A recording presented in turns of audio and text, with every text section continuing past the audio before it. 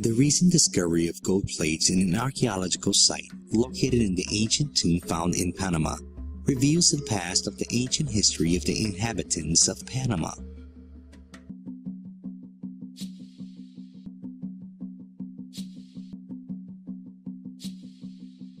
In 2011, in Panama, a major discovery was made. A pre-Columbian cemetery was discovered with the remains of bodies, weapons, and artifacts made of gold. The excavation that took place discovered several tombs in multiple levels bathed in gold, making the discovery one of the richest discoveries in America. An analysis of the tombs suggests that the society to which these individuals belonged was following a form of hierarchy organization. Archaeologists first discovered the remains of a chieftain covered in embossed gold breastplates, arm cuffs, bracelets, and a belt, as well as more than 2,000 small spheres, arranged in a way that suggests that they were used as a part of a sash.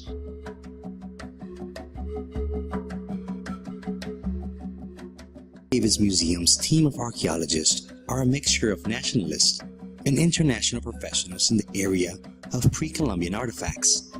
Archaeological fieldwork is not the romantic treasure hunt sometimes seen in the movies. On the contrary, archaeology is a blend of scientific disciplines requiring methodological attention to procedure and detail. All of our expeditions are staffed by skilled individuals with specialized knowledge.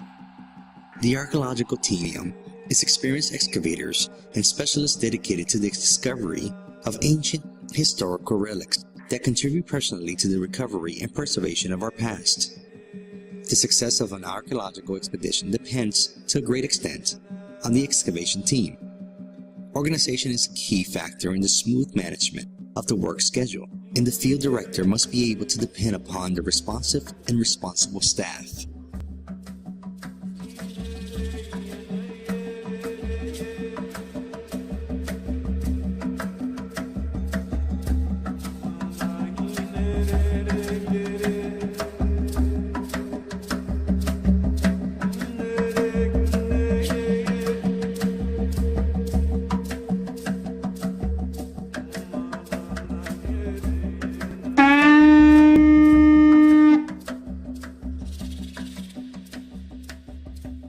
The ancient cave and tomb of Cacique. The amazing story of the discovery of the ancient tomb of Cacique began when Marcos Montezuma, a young Nabe man, was digging a pozo, water well, on a hill and hit a carved rock in the shape of a rectangle slab. As he hit the rock slab with his pick, it made an empty echo sound. At first, Mr. Montezuma thought he hit an old septic tank. He then used his pick to pry open and lift the open rock slab to expose what was unearthed, and to his amazement, he found the tomb of the Cacique. Mr. Montezuma went into the tomb to find ancient relics, including ceramic pots filled with animal skins wrapped up with ancient writings and hieroglyphics, and gold pieces including a wooden chest gilded covered in gold next to the mummified Cacique El Kibian Malchia. After Mr. Montezuma told his friends and families of the discovery, and he reported it to the authorities. The tomb of Cacique is in the cave that was sealed at both ends with rocks and mud. Today, the two ends of the cave are open and tourists can enter to discover the hidden mysteries and treasures of an ancient pre-Columbian lost civilization. Stories told by Spanish writers who chronicled the conquest and the ancestral customs that continue on in the indigenous villages in modern Panama are valuable sources of information for learning more about what life was like for these powerful warriors. Panama, a narrow strip of land 700 kilometers long, which connects South America with Central America. A full description of some of the specimens we have found so far in the way of ancient metallurgy: the three fascinating coiled loops of silver-like straight pins on one side and rounded on the other side like a waning crescent compared as letter T-shaped ring.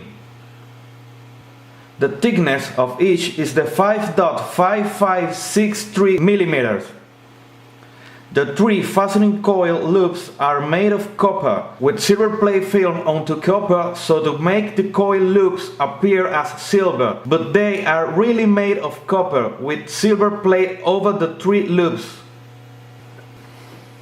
The size of each coil loop is 8 inches on the straight side, and on the curved side it's 23 inches as a large letter D shape.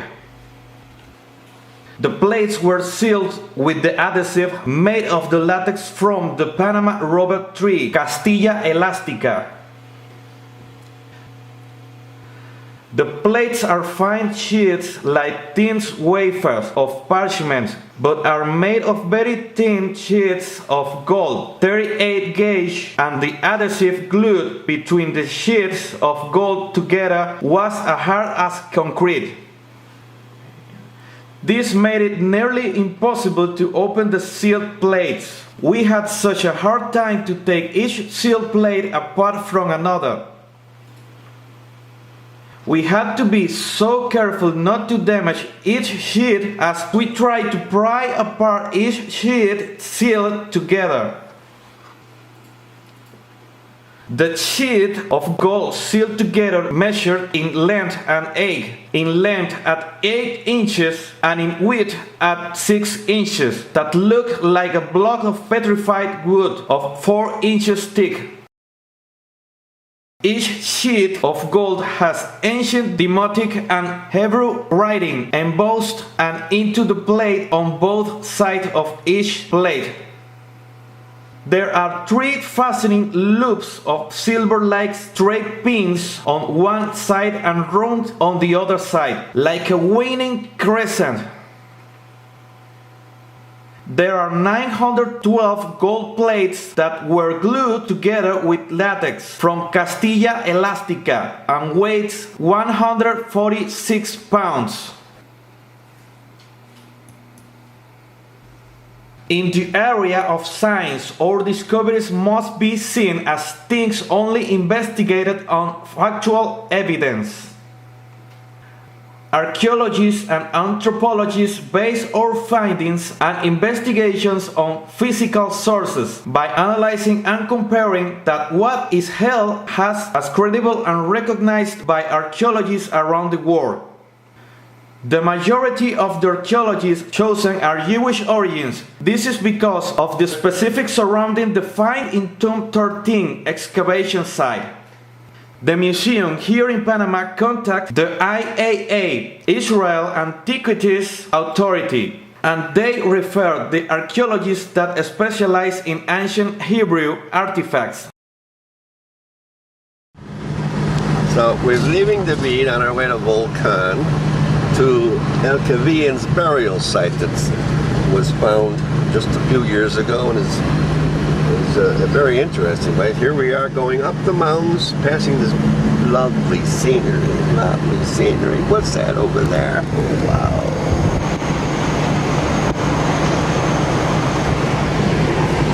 Anyway, where the tomb was located was on Volcan Baru.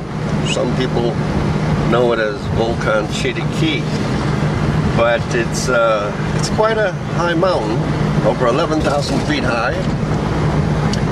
And because Panama is such a thin country, on a clear day on that mountain, you can see both coasts, the Pacific coast and the Atlantic coast as well. It's beautiful. We'll be there shortly.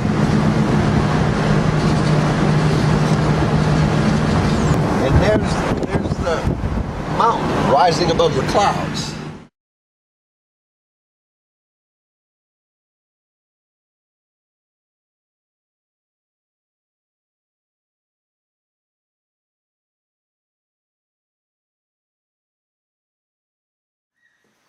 So here we are at the cave of the Cacique Malchilla, the tomb actually.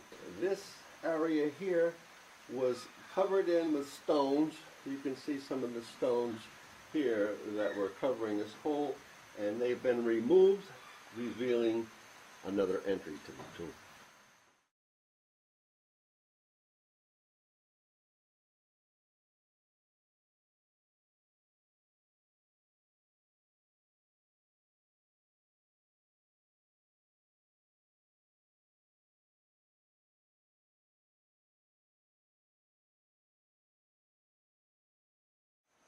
So here we are at the entrance to Cacique Malchia's tomb on the other side of the, well, where we were previously. And what happened here was that several years ago, Montezuma, a farm worker named Marcos Montezuma, was digging a well. And he hit some stone that sounded hollow. He thought that he'd struck upon the top portion of a septic tank, but upon discovery, found the Cacique's tomb. So here we are at the eastern entrance to the tomb of Cacique Malchia. There are two entrances. The other side is walled over. It was like a wall on the side of a mountain that was covered with stones. The Indians had concealed the tomb. But 5 or 6 years ago, a farm worker by the name of Marcos Montezuma was digging a well for the property owner here, and he struck something that sounded hollow. He thought that it was maybe a septic system, but upon discovery, this is what he found: the tomb of Cacique Malchia. Come with me down into the tomb. We'll look around. We'll see what's down here.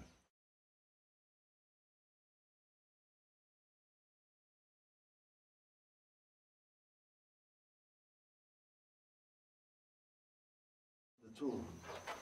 Come with me. Come on, but be careful. Okay. Ooh, this has to be jade. There were lots of gold pieces found in here too, but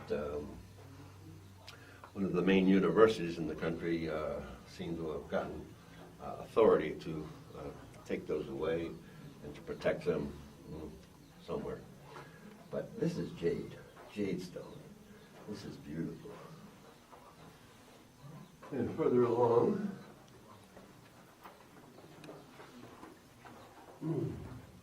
we have urns. And here, look at this. This is beautiful. Another one. For his long journey.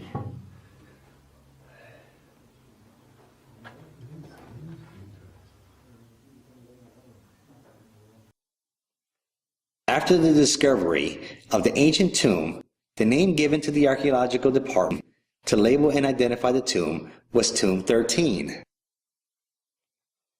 When the ancient Panamanian Tomb 13 was discovered, inside the tomb was the sarcophagus of a pre-Columbian king with the name Malchia.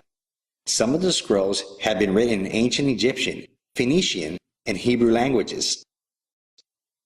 The official file registered to this item is Alpac 2B. And this ancient archaeological specimen, dating back around 590 years before Christ, was one of the 30 rolls discovered in the excavation site Tomb 13. It's an animal hide that has been prepared as a writing material in Jewish scribal documents, in particular a Sefer Torah, or we may call it a Torah scroll. The first Gevil scroll parchment from Tomb 13 translated into English from Egyptian and Hebrew. The Egyptian hieroglyphics make up a Hebrew word, or words, and names. Each Egyptian hieroglyphic is drawn in a method to read in a Hebrew pronunciation letter, so when reading the Egyptian hieroglyphics, it will form Hebrew words and names. Each hieroglyphic is pronounced with a letter. For instance, when looked at the man holding what it seems to be a stick or vase, more like a stick, upright 90-degree angle stick, it forms the letter Y. Spells out the name Jeremiah. If you look at the hieroglyphics, Jeremiah or Almar. After looking at the hieroglyphics, it reads, Jeremiah said, Various records of continual timeline of different authors preserved on the Alpaca Tubi, Alpaca Skin Row.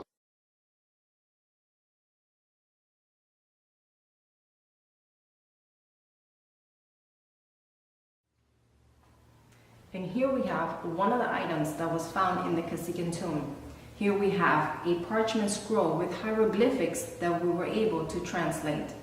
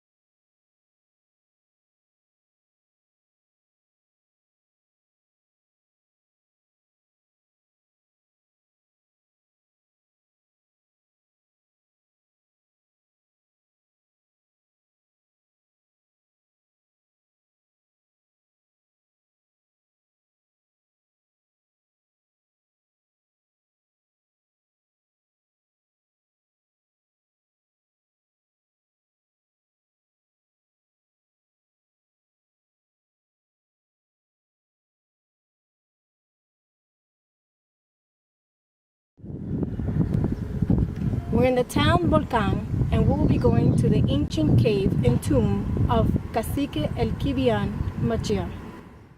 And this is where it all began. When Marco Montezuma and his brother were digging for a well, they heard an echo. When they opened the rock slab, they found this amazing cave. This whole area was covered with rock and mud. After excavation, we were able to explore this ancient cave and tomb. As we enter this ancient tomb, I will show you some of the relics that were discovered.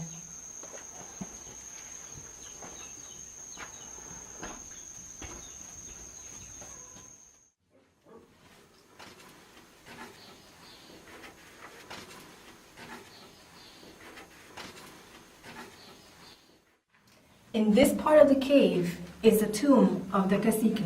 Inside we found the sarcophagus, and inside was his mummified body, which is over 2,600 years old. The sarcophagus was gilded in gold, which was an ancient practice to perfectly preserve the content inside the tomb. In the scrolls, we were able to identify the cacique's name, Machia, and where he came from.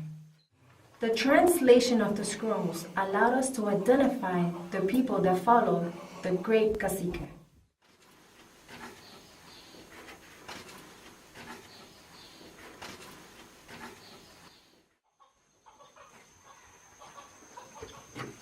And here we are at the other end of the cave, and these were some of the rocks that covered this side of the cave.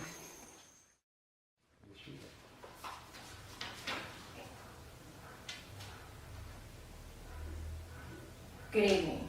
To start with, I will tell you a little bit about myself. My name is Dr. Maria Rosario, and I am an anthropologist.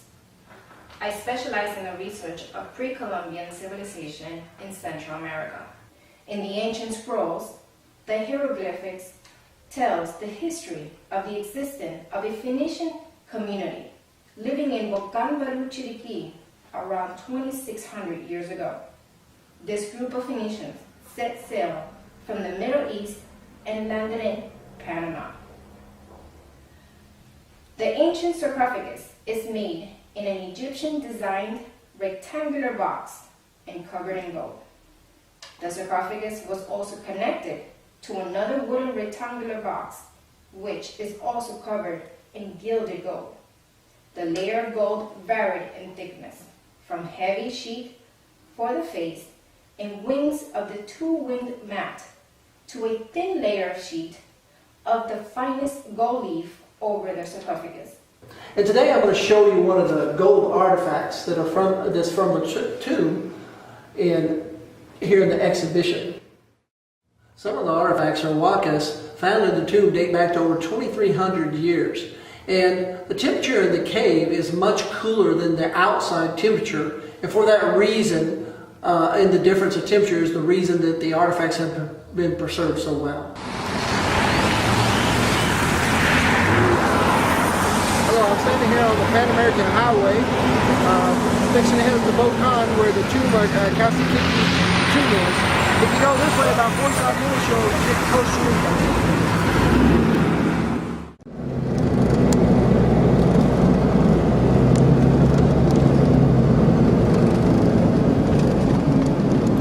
Okay, we're driving up the road to Volcan Baru, also known as Volcan de Chiriquí. It is the tallest mountain in Panama. It's 3,747 meters, which is about 11,398 feet. At the height, it's because of the height and the width of Panama. At the very top, you can actually see the Pacific Ocean and the Gulf at the same time.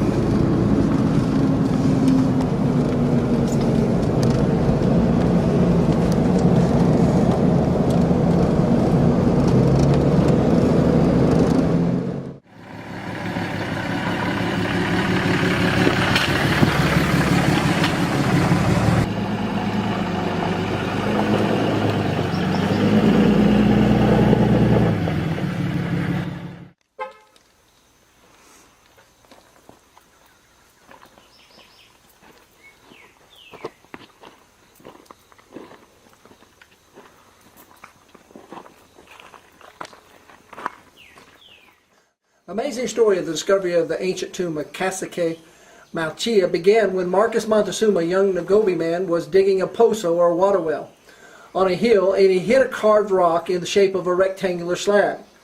As he hit the rock slab with his pick, it made an echo or hollow sound. At the first, Montezuma thought that he had found an old septic tank. He then used his pick to pry open and lift up the rock in the slab to expose what was underneath, and to his amazement, he found the tomb Cacique Malchia. Now we're going to proceed through the tomb and let you see the opening on this end and also the opening on the other end.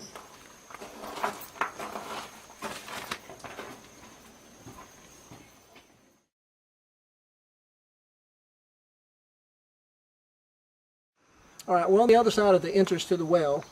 And again, there's an amazing story about how the well was discovered. As a young Nagobi man was digging for a well here, and as he was digging the well, a pozo, his pick hit a rectangular stone, and behind the stone, as he hit it, there was a hollow echo. Not knowing what it was, he took his pick and he pried open the tomb, and much to his amazement, he discovered the tomb of Cacique Malchia. I'm going down into the tomb now, and it's quite dark as you enter into the tomb. The walls of the tomb are lined with different statues and that represent the Caciques, nobles, and the El Kibia.